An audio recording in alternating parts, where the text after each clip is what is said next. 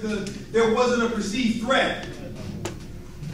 But they understood that if you mess with this European here, male or female, you didn't know who they were, that they carried the threat of the European nation behind them. That's sovereignty. Sovereignty means that you are empowered. You can't have sovereignty without power. It's not possible. Because you live in a reality where people are trying to oppress you, where people are trying to take from you, where people are for you to establish boundaries, in order for you to establish perimeters, in order for you to be able to protect what is yours. You have to have power. You have to have people who will perceive a threat if they step in your way, if they try to take something from you, if they want to do something to your children. They perceive a threat which is scary to them. They don't want to feel the result of them doing whatever it is to harm you. That's power. You understand the difference between power and influence? A lot of us are not clear on that. Influence simply means really that you feel that you're powerless, either subconsciously or real, and you want to convince whoever has power to do something for you or in your name, or to allow you to borrow their power so that you can do whatever needs to be done. But it's never your power. You just are borrowing it to get something done for you. Power means, and I'm combining some definitions, power means that you decide to do something and it gets done. Regardless of the odds, regardless of what is against you, you either get it done or you die in the process. Well, they say that the proverb was a warrior, you either find them on the battlefield, standing fighting, or they're dead on the battlefield. But either way, they're on the battlefield. So power is very different than influence. And when this really began to occur to me, was looking at the Ebony, one of the most influential African Americans, or whatever we want to call them at the time, and my mind immediately said, these are the individuals who have the greatest pull in white America. It's not because they have the kind of power that they can have their way or their say or whatever it is they want, regardless of the odds. It's because they are the ones who have the greatest influence. They are the ones who are most closely tied in terms of being able to galvanize, to pull out power for their interests, for whatever it is that they're doing. And whatever they're doing, obviously, is not going to interfere with the will of those who are powerful. So when we're talking about sovereignty, we're talking about power. We're talking about control. We're talking about being able to define a vision for ourselves and to pursue it regardless of the odds. That's power. That's power. That's an enormous amount of power. The problem is now, and this is good for the definition, when I was young, my mother would show me the people who I should be like when I grow up, and she also showed me the people who I shouldn't be like when I grew up. So when we're talking about the idea of sovereignty, we have to look at what isn't sovereignty, what sovereignty is not. And the best way for me to do that is say, take African people on this planet and put a mirror in front of them, and you will see an absence of sovereignty. Because we are essentially, no matter how much we want to play the game, no matter how loud we want to get, no matter what we want to talk about, no matter how many churches or buildings or whatever, we are essentially a powerless people. Because we don't make the decisions. We will often play the influence game and engage ourselves in debates or discussions, national debates or discussions. And when the decision is made, because we were involved in the debate or discussion, we want to pretend that that was our decision as a country. But the decision was made before the debate began. It was simply a ploy to make us believe that we were part of the decision, like same-sex marriage. That decision was made centuries ago. That was made back in the caves. So when we're talking about African people, we are the epitome of lack of sovereignty. We have no respect, no power, no security, no identity, no control, no functional vision. Now there may be groups among us have some power in our particular area don't tolerate people interfering with our space. I see them all over the place. Atlanta is not one of those places, trust me. But I've seen it in my travels. I've seen areas where people were tightly connected in a way that they will protect their own. And I would walk into a lecture, and I would see that the sisters felt very, very comfortable because the brothers were on point, whether they were in the audience or they were surrounding the place. That's was supposed to be the end of this discussion when you practice sovereignty.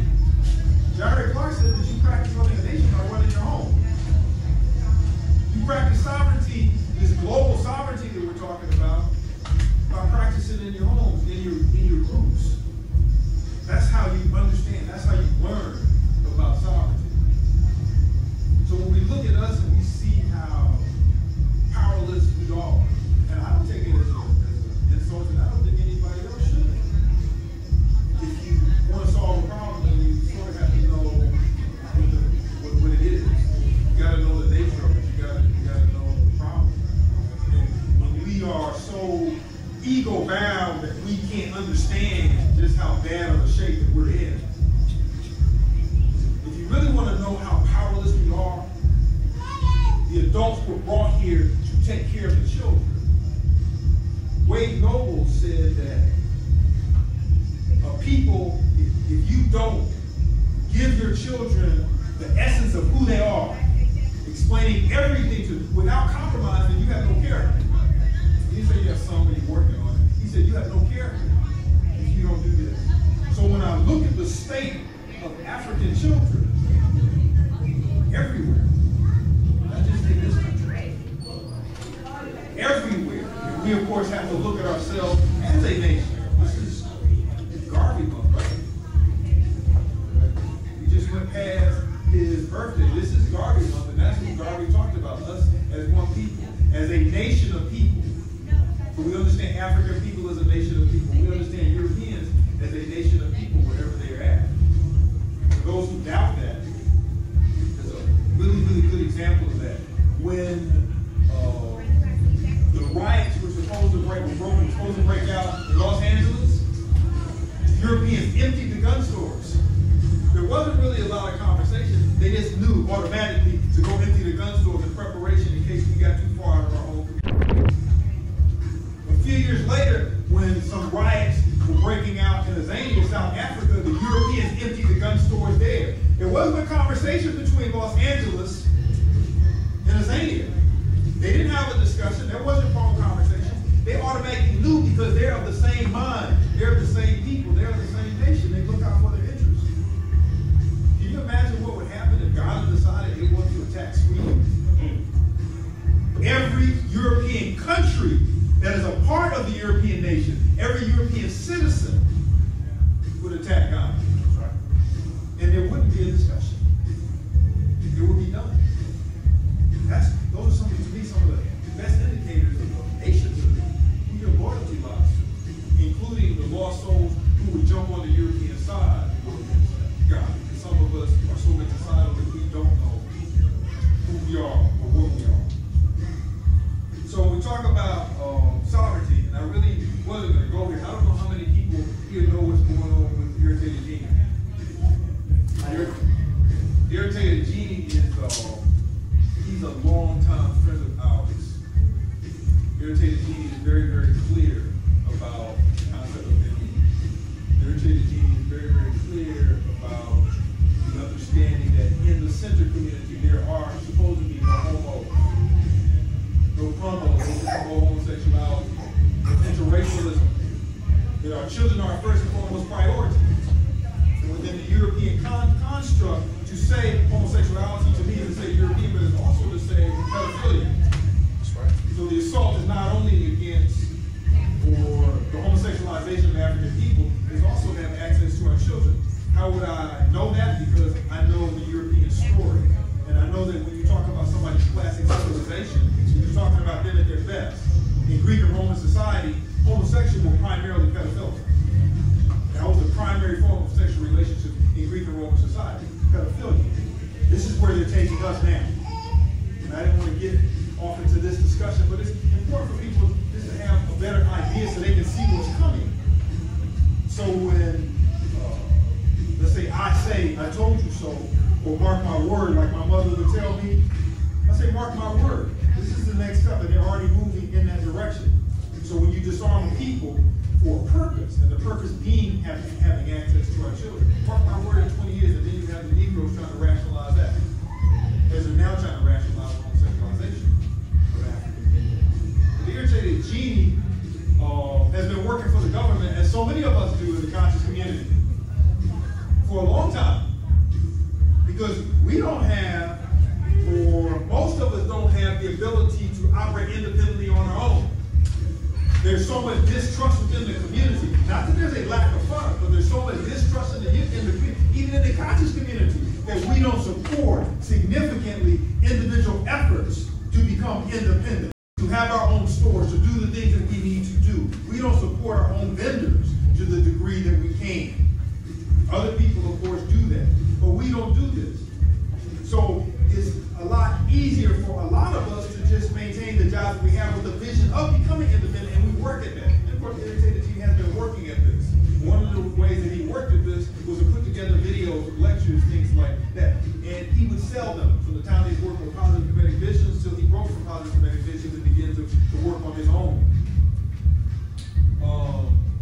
However, there are certain individuals who call themselves conscious who think it is very appropriate to pirate the videos of conscious individuals who are trying to develop their independence, trying to be independent. And that was the area that irritated genius, as well as Positive Comedic Visions, had problems with and still have major problems. He wasn't able to develop the empire, if you will, that he was trying to develop because we were ripping off each other in the conscious community. This is a whole discussion in and of itself. Having been not a business person, but having been somebody who deals in a business fashion with a lot of people in the community, because I write and books are sold and DVD lectures and things like that, to have people who will be in your face and will tell you that they love what you're doing and they honor you and this is such wonderful things, and then they will steal from you. The people who stole from Diary Clark, who his wife is still upset about. The people who stole from Dr. Ben, the people who stole from Jacob Carruthers. The reason why a lot of our people won't do the same thing, the people who stole from Mama Marimba.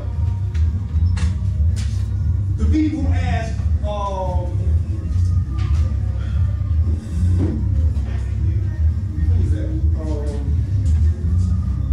Lila Africa, to come and do a lecture in Denver, Colorado, but because of what he said, they didn't like it, so they took away his ticket to go back home. This is in the conscious community. This is how we're treating each other. And technically, all you can do is set us against ourselves. And it's a done deal.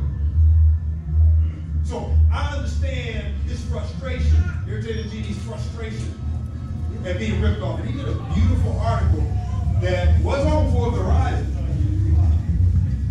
which you can't really read anymore.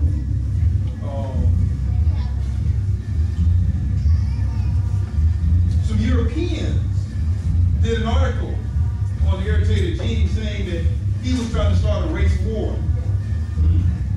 And this made Fox 5 News. This made the major news networks. Palin, with her super racist self, was talking about it. It was on their talk shows. As of yesterday, they shut down War on the Horizon's site. He can't sell. He couldn't even get rid of his own site yesterday because there were so many white folks who wanted to see who this racist was about. He couldn't even get it posted anything on his own page because there was so much traffic there. I have an enormous amount of respect for him, not just because he supported our institution, but because he doesn't lie. I'm not in agreement with everything anybody says. But with baseline, you're talking about the sovereignty of African people, when you're talking about respecting African women, when you're talking about protecting African children, when you're talking about correctly educating us, when you're talking about building black businesses, when you're talking about unifying